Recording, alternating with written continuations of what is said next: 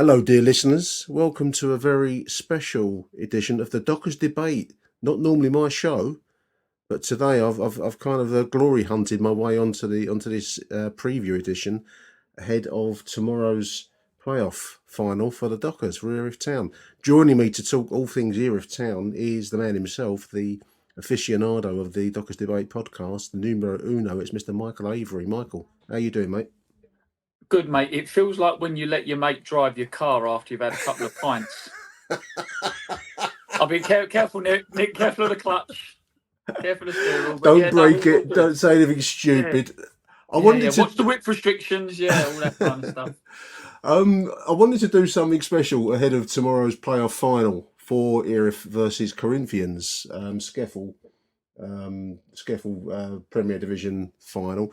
The prize at stake, Michael, is Ishmael League football. It's quite it's a big event at Thamesmead tomorrow, mate. What's the sense around the club at the moment? Are there nerves?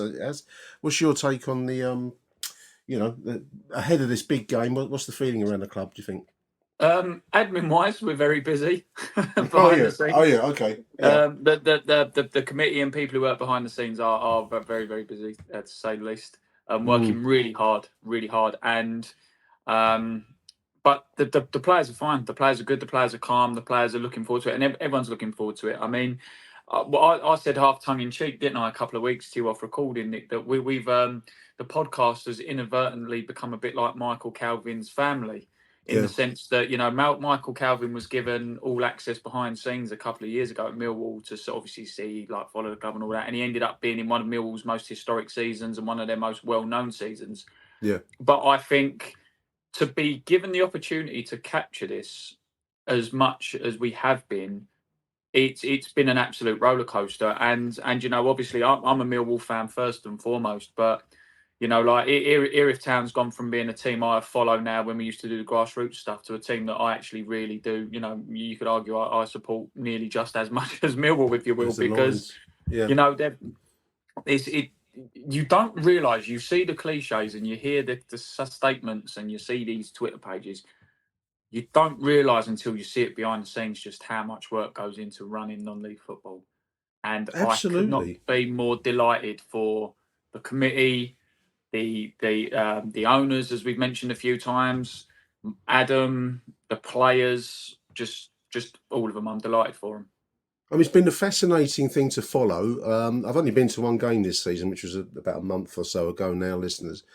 I came over to what I perceive as the new ground, because I did meet you once before at the previous leisure centre, Erith Leisure Centre, the setup there. And it felt, as a first timer at Thamesmead, the Thamesmead ground, felt a much more intimate, much more close-knit vibe, because the as much as the leisure centre was obviously a step in the right direction, it was a big vast old space, a lot of seats, but you were a long way from the action. When I came over the other day, you really were on top of it. It's a nice little venue, Michael, and I think that's really added spice to what's been a kind of a gathering sense of building towards something big at the club all season. Yeah, it really has. And I mean, ultimately, you looked at the stats from last season. I think it worked out. It was quite a good round number. I think overall in the league or in the competitions, the club had something like 2,525 over the course of the season, which isn't bad for that level. No. But even before tomorrow's game, which in theory I don't actually know how it works stat wise, because I think tomorrow's technically like a neutral game, whereas the final is just being hosted obviously. It exists outside the season, I suppose. But sense.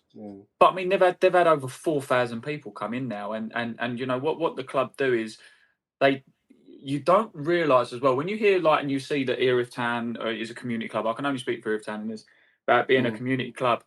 You do not realise until you actually see behind the scenes with no microphones, no cameras, no things for PR, but just how much they care about the community and how much they don't want the people in for the money and the glamour and all that. They want people in so that they can feel part of the community, and the people who come in feel part of the family. And like you said, Nick, you listen to some shows and you've got your characters, you've got your we've joked about, you've got your Diets and you've got your Zoolander and you've got all like Jim Kenny who comes on. It's a real family feel, and a good example is one of my players who plays for my side, funny enough, These players are under no obligation, youth players, to come along to games. It's encouraged. Come along if you want to. I think he went to like 1 or 2 games at the start of the season just to sort of go, well, I've come along to see what it's like. He's well in the double figures now. He's got signed boots. He's got signed gloves. He walks out. He was a mascot at the cup final. It's a real family feel, and off the pitch, they're working so hard. And like you say, the club, we've made it. We've made it a place that if you are a ground hopper or if you are a neutral, you think, do you know what, I wouldn't mind going down there again because it's good fun. You have a laugh. You can have a pint and watch the game. Your kids can be a part of it. You can meet the players. You can do all this kind of stuff. So I think, to be fair to them, they've all worked very, very hard behind the scenes. 100%. I mean, I really got that feeling when I came over. As I say, it's the only game I've been to. I would have come along tomorrow, listeners, but I've got something lined up personally, so I'm going to be following it via Twitter and obviously by Michael's post-match podcast when that comes through to me. I've been really happy to host the podcast, Michael. I'm hoping, and I get a sense it has done a job of advertising Erith Town, but of course, as you've just said, there's a bigger picture than just Erith Town. There's a whole level of non-league football at the SCEFL, the South East Counties Football League, Kent basically, and surrounds. But there's other leagues on the same level. There's one Essex over on my side of the water here. They do so much good work it's the base of the game, and yet it goes so unsung in the bigger corporate world that is modern football. And I think it's been my pleasure to be able to shine a bit of a light on what goes on there, because it's not just Erith, it's other clubs too, isn't it? There's a lot of work that goes on at this level. Oh yeah, across the league. yeah. And you, like, when you go to some of these clubs and you go to like the Punjab Uniteds and Burgess Hill pre-season, and you see, like, we've been quite lucky podcast wise, that we've been able to, like, be in some of these committee meetings and sort of the committee rooms before games and all that kind of stuff, and you think they work so hard. Like, I can't say enough. I'm not saying everyone there just chuck away your season tickets and start going non-league football. I'm not, because obviously there's some grounds where you haven't got that buzz that Erith might have, or there might be some levels of the game where you think, do you know what, especially with young kids, they like seeing the glamour side of it, and just in general the pace is better the higher up you go. But if you want just good, full-blooded, work-hard football, you will find it in non-league football. And you see, again, I can only really speak for Erith in the sense that I've been following them all season, but some of these players are absolutely out on their feet, running through a brick wall, and you think, let's not beat around the bush. It's not their full-time job, and some weeks they might think, I'm knackered, I can't be bothered going training. So if it was like a Sunday league or a little kickabout with your mates, you'd go, I ain't coming this week, I'm knackered. But these boys do not stop. They do not stop going. They do not stop giving 100%. They play good football, and like they're reaping the rewards. And like I said, the journey we've been on as a podcast, it started as a kind of, look, let's just follow the club, see how they get on, and just shine a bit of a light. We've been part of cup finals, 2 cup finals now, in 2 massive prestigious trophies at this level. And the club have allowed us to do it. You've got the playoff final tomorrow, and the club have loved having the podcast a part of it. I get all. It's quite funny as well. Like, dear listener, if you're listening now, in the sense that a lot of the players listen to it as well. So what will happen is you'll say, but what I do love about doing the podcast is they don't mind the criticism. So if you go up the ladders and up the pyramids and stuff, as you know, Nick, there are these stories where if you say something negative about a club, someone from a club could ring you and go, don't put that out, or don't say that, or cut that out. It gets very sensitive. Yeah, if that's the right word. At this level, we put something out, and there's been a few times where I might have said, "Oh, sorry, I didn't mean to say that about you." They're like, "No, it's fine. I needed it said." And some of the families, they'll come along and like, obviously we make the jokes about the diets. James Dyer's family. We say something about Dyer in the game, and then you'll say to them in the next game, "Oh, sorry, I didn't mean to say that about him." They're like, "No, it's fine. It's all right." Like, there's a real humbleness, and they've loved being a part of it. I mean, Tom Ash is an example. He tells me, like, again, it just shows you, he's of a university age. He listens to the podcast when he drives up and down from university. So it really just goes to show you who listens to it, who's a part of it, what they think of it, and they've loved it. They've loved it. The listener numbers for the show have gathered pace. I mean, obviously it's been, we're hoping it's going to be a very successful season for Erith. But football is a game where, your opponents can have their day. We'll see how it goes tomorrow afternoon for the playoff final. But it's been a season of success, as you've said. You've had two silverware, 2 cups, and a fourth place position in the division in the South East Counties League. So the numbers for the podcast have been interesting. It's gathered pace across the season. And we probably get about 300 to 400 people listening to the show, Michael, which I think is all. I don't know about you.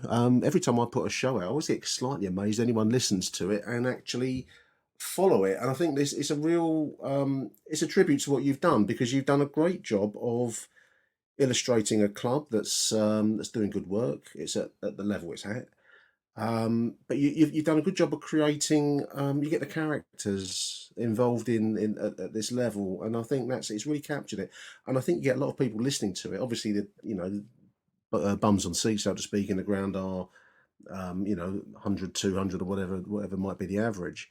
But you're going to get probably double that of people taking an interest in Erith Town more widely. I think that's a really interesting thing, and it's an advertisement for the club and an advertisement for this level of football. I think you've done a fantastic job on it, mate. It's the comedy. It's what people It is listen comedy. to. It's not the Yeah. football, it's the presenting. No, I'm joking. And it's the characters around the ground. I mean, it's non-league football listeners, and you get all sorts of people there, and it's just fascinating to get it at the Den, for crying out loud. But it's clearer and more easy to see at this level. But I think you've done a fantastic job of capturing that. No, thank you. And you know what? Like when you say about the characters, some of them, and you know what, I always think back to. I think it was the Sutton game around Christmas time. I think like Erith was about 5-6-1 up. They were quite a few up, but sometimes you hear it on the pod. Sometimes I'll just I'll go chat to away fans and just have a laugh. And some of them, Which to you be couldn't do at the Den, could you?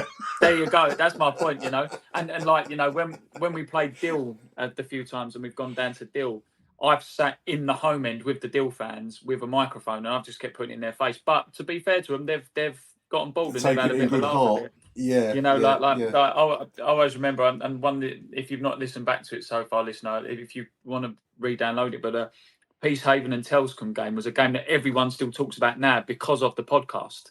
Like the way that they were getting worked up, and like we was having some banter backwards and forwards, and then they scored and put the microphone in the face, and they were giving it to Adam, and Adam was giving it back, and then they're giving it to me, and I'm giving it to them. But then at the end of it, turn the microphone off, everyone's shaking hands, and it's a bit of fun, and that's ultimately what non-league football is. You do get your diehards, you do get your tribalism to a degree. Your moments, yeah. But you just get people who just want to watch the game ultimately, and for some, I've spoke to a few fans down there, and some of them are like, I just can't be bothered with a pro game anymore. It's just not for me anymore. The way the game is, the way the media's changing around it, the way the players are, And again, I'm not saying drop tools and all come down to Erith Town or go down to Erith and Belvedere or something like that. But you do get some who are like, I can't be dealing with 400 grand a week prima donnas who you can't say anything to because they'll get the ump. Or, if you criticise them on social media, not horribly, but they'll report you on social media for having a go at them, and that's why a lot of people go to it. But again, going back to it, we've created a good community, a good community feel to it. I get a lot of good feedback from people who are there. They'll go, "Oh, I heard the pod; it was really, really good." But it's just, let's be honest, Nick. I'm going to throw this back on you. What's it like editing it sometimes when there's some swearing in the background? Well, I'm conscious with the Erith, the Dockers debate. It's a different thing to what we do. Achtung, Millwall is essentially it's a fanzine, albeit without bits of paper and the printing and all the rest of it. It's a fanzine. There, I can, swearing is part and parcel of it, Michael. I mean, it adds to the humour. It adds to the rich tapestry that is the Den. Anyone that goes to the Den knows exactly what it's like there. So there's little point in me trying to pretend it's the vicarage Sunday afternoon cucumber sandwich party, Yeah. So it's intrinsic. It's part of it. But with what I'm conscious of with Erith Town is you're going to hear the odd word. I mean, it's a football match, so I do my best to try and cut it because I'm conscious it's a production on behalf of Erith Town FC. It's an official representation of them. So you've got to be careful. Everyone knows that in football you're going to hear the odd F word and all the rest. Where I can, I'll try and do what they do with rap video, the music, where they kind of just suddenly dip down and you just take it out. Yeah. You can do that on the GarageBand software, and everyone knows what's in that gap in that little moment, but you just take it out. Some might have their view on that, others won't. But I'm just conscious that it's not for me; it's for Erith Town FC. So basically, what you're saying is like a bit like Dr. Dre. Yeah. Thankfully, you don't get that much at Erith. I mean, you where you do hear it, and where I can do it, I will do a Dr. Dre dip. It's not always possible. Sometimes you lose the main comments. I can't do it, so I don't have a way around that. So sometimes you will hear the odd word, but I also hate the thing you get on television where they apologise constantly for if you've heard any language. We're very, very sorry, but you're at a football match, you're at a non-league football match, you're at a very friendly club, and of course you're going to hear the odd word. Come on, let's be realistic. So I'll do my best on that front. The thing that makes me laugh is when it's the manager instructing his players. That can be quite funny because it's quite hard to cut that out. Yeah. Yeah, he's for anyone who knows him, because more people sort of know him than I realised. We was talking to Matt Webb the other day. He went, "I know him," but like Adam Woodward's a good guy. He is a good guy. He comes across in bucket loads. Yeah. But just to go back to tomorrow, listeners, I'm putting this out as a preview. It's a pretty short and sharp and unplanned episode. I wanted to catch hold of Michael whilst I got in, just to do like a preview. Game kicks off. Is it a 3:00 kickoff tomorrow, Michael? At Bayliss Avenue. 3:00 kickoff tomorrow, Bayliss Avenue. So how normally non-league playoffs or SCEFL playoffs work is you'll have your finishers. So Deal won the league, and then you'll have Faversham, Glebe, Corinthian, and Erith. Obviously, your next four. And in truth, let's not beat around the bush. A lot of people were thinking it was going to be like a sort of Faversham or Glebe who were going to be in the final. So because where they're the higher placed teams, even though there was only 4 points between the four, so that shows how tight the division's been this year. Because normally with playoffs at any other level, you'll get a team finish third on X amount of points, then the team finish sixth at 18 points behind. And they just sneak in. I think the Championship's a good example. There's a big points gap between Leeds and then like West Brom and absolutely. And, but the playoffs are a cup competition effectively. So and that's ultimately what it is. Yeah, and that's ultimately what it is, because how it works is obviously second play fifth and then third play fourth. But what will happen is instead of having two legs, it's the one leg at the team who finished higher, and then the final will be at the two finalists whoever finished higher. So again, Erith Town have gone into this finishing third out the four teams in the playoffs, but have ended up hosting the game. So that's been an interesting one. But I mean, that place is going to be absolutely rocking tomorrow. I mean, Nick, you were there for the Faversham game, and that wasn't our biggest attendance of the season, but again, that was nearly 200 people. And you've got to be honest with you, Nick, that atmosphere down there, where you've heard the podcast and you've edited it and you've been there. When that place is rocking, it is really, really the place to be. Very nice clubhouse, and there's a small stand associated with the clubhouse. Nice bar, listeners. And as Michael says, a nice tight little ground. It's a nice facility, and it's great to see it being put to proper use, and with a good crowd in there. It's Bayliss Avenue. I'm just looking at the map here. I've just found the match centre for the listeners. Bayliss Avenue, Thamesmead, SE20. Basically, if you're in the Bexley Heath, Barnhurst, in that zone, Abbey Wood, it's dead easy to get there, Michael. Buses will take you there. I can't remember the bus routes. No, 122, I think, went past the ground. But it's dead easy to get to. If you're in Abbey Wood, you can walk around there. It's give it some support. I just can't say enough what an enjoyable afternoon it was. If you're looking for some Saturday afternoon football away from you can even watch the Premier League game. It's not now as it's coming to a finish, but you can get in there for the 12:30 match at the bar and watch the main action afterwards at 3:00, and then I dare say catch the evening game afterwards. That's the key for non-league football, isn't it? Keep the money coming in that way. Yeah, but no, tomorrow huge match. Yeah. It's a huge game, and like we said, non-league football is an absolute whirlwind. I mean, I've found this sometimes, like we did the grassroots shows a couple of years ago, which I really enjoyed, but it's just amazing how as silly as it sounds, this is what football should be. It's so unpredictable. Yes. Like you can call the 8 in the quarterfinals of the Champions League pretty much every year. 1 or 2 might creep in, but they are the top 4 of the Premier League. Everyone was saying even before pre-season that Arsenal and Man City are going to be up there, and so are Liverpool, and there you're free. Leicester and Ipswich was a bit of a surprise, but I'm going to shout out now. I said right at the beginning of the season that Ipswich would be a team you've got to keep an eye on, and they've ended up getting promoted. Like they play the game the right way, and that's what people want to watch. So, want to watch it, and we've started playing. I'm veering off topic now a little bit with Millwall, but we've started playing the game in a way that will get people in through the gates, and they want to see it. So that's the key to football. Yeah. Just going back to Erith, if I may, for a moment, I just want to say to anyone that's not been to this level of football, you will see skill, you will see good players. Of course, they're at a level where I'd say, you'll see good moments. You will see some moments that aren't, unplanned or, errors and so on, especially as the game drags on. I mean, when I came to watch the Faversham game with you, Michael, a few weeks back, it was a really, really nice, gutty finisher in a way. Won it for Faversham, but a beautiful strike. You will see moments of skill. You probably might see, areas where a seasoned eye would say, well, that could be improved there. You want a bit more fitness here. But these are working men, and as the game stretches, you will start to see moments, where games will be decided. I fully recommend it to anyone that's not been. And if you want to get along there tomorrow, it's pay on the day. £8, did I see, Michael, to get in? £8 on the day, yeah. Season ticket holders, it's a £5, and then obviously concessions £5, and under 16s free. But but like you just said there about the quality, again, you don't want to big up the other teams too much. But it was like Croydon, like in the cup final or the senior trophies final. I ask anyone to go back and see it. I'm not sure if you must have seen it, Nick, on social media on Twitter. Probably the best goal I've seen this season, any level. Croydon's first goal against Erith was probably one of the best goals I've seen this season. Any level of football, any level live in the stadium, absolute worldie of a finish.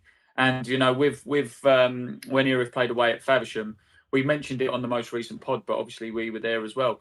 Like James Dyer, as there's a ball, so it was dark, it was 93rd minute, ball's absolutely smashed into the air by the goalkeeper.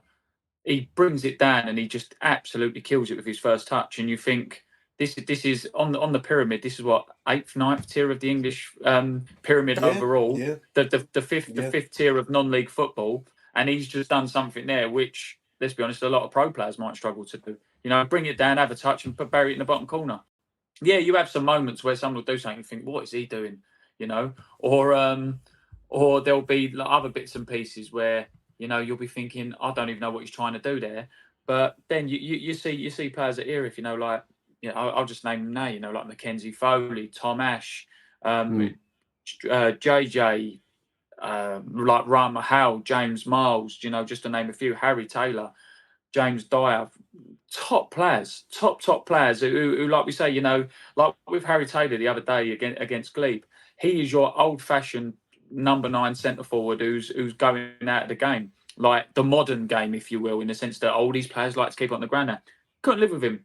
Glebe absolutely couldn't live with him. They was a team who for the majority of the season were top of the table, and he has come up and he has absolutely ruined them. He's give that good old-fashioned traditional attacking Paul Moody type performance, if you will. I think Adam Woodward even mentioned on the podcast. He said it was like a Gary Alexander, Matt Smith level type performance where you're just not going to get any change from him at all. Yeah. And does he have moments where it comes off? Sometimes it doesn't, but these are good full-blooded players. And going back to it, what I've really enjoyed about this season is they've really embraced like the podcast. They've really embraced the people who listen to the podcast, the people who follow it, and let's not beat around the bush as well.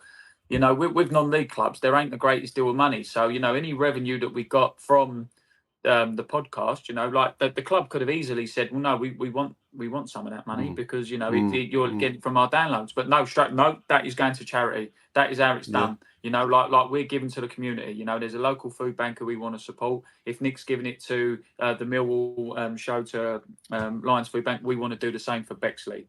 So, even that kind of thing as well. They're thinking about, even though there's obviously speech marks a regular-ish revenue coming in, they're happy to give it away. And again, you can't knock them for it. No, it's fantastic. Do some fantastic. I'm just looking through the website here, walking football, the junior football, and as you've said there, sum it up. The revenue we make from the podcast here goes to the Bexley Food Hub to hopefully assist and help people in the borough that are, having a tough time of it. So it's a big game tomorrow. I want to send my best wishes to Adam and the boys in the team. I've been following their progress all season via the podcast. I know a lot of other people have been, Michael. You'll be there tomorrow. You're going to produce your usual coverage of the game tomorrow, Yeah. I'm going to guess. Yeah, we'll be there. And you know what? It's, again, talking about how unpredictable it is.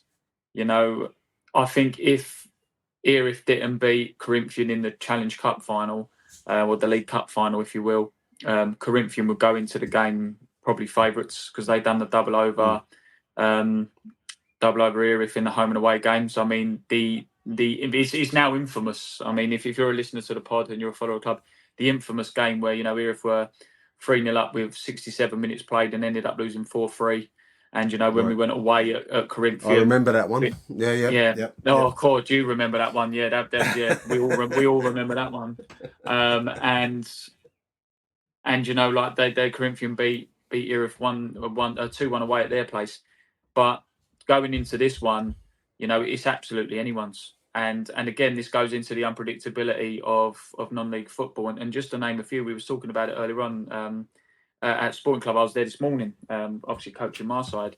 But you think Dartford, let's not beat around the bush. Dartford were one of the boys in the sort of Conference South, or I'm talking old money, National League South.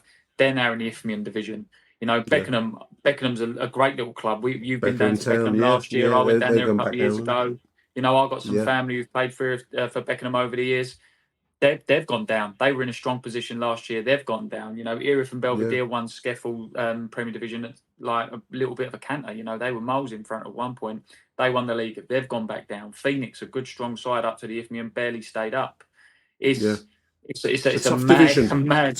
It's mad. Tough division to stay in. Yeah, and that's ultimately the thing as well, is that going back to it, if whoever wins tomorrow, obviously from our point of view, we hope it's Erith, but whoever wins from tomorrow, it will probably make pre-season harder in the sense that you've just got to tear up who you're going to play against, because there'll be no point, in the nicest way. Let's say, for example, they've got like a tier 6, tier 7 team in mind to play in pre-season just to have a little knockabout, or even tier 5. Tear that up, because you need a real challenge in pre-season. You've got to take your levels up. You've got to take your levels up. Like with regards to like the stadium, how many more people could you fit in if you go up a level? Because undoubtedly more people will come along. The standard of your player, does that go up? And again, it's you see and hear the stories where people go like, oh yeah, like we had a list of if we stayed in the Championship or if we went down to League One. You heard that, but I mean, that's tenfold when you're in the non-league, because getting it right or wrong could absolutely, as is proved with some teams, not naming names, but it could absolutely make or break you if you get your pre-season wrong. Wow, Michael, I want to say well done for the show. Huge dollop of good luck, hopefully tomorrow for the Dockers, and fingers crossed for some success in Thames Mead tomorrow, mate. I drove your car, and I think I brought it back without crashing it. Here's your keys back. You can resume driving the Dockers debate from here onwards. And you filled the tank up as well. That's Put some petrol in the tank. Yeah. But no, just last one quick. Like we say, we're expecting a bumper crowd tomorrow. So if you are coming down tomorrow, it'd be good to see you there. Come say hello and all that kind of thing. If you're not and you're at a loose end, come down, because that place will be absolutely rocking. I can fundamentally guarantee you that. And we'll make sure you get some photos done with some of the players, and even the diettes. We'll get some bucket hats on them, and then we'll get them to pose for you. Fantastic. Up the Dockers. Up the Dockers, indeed.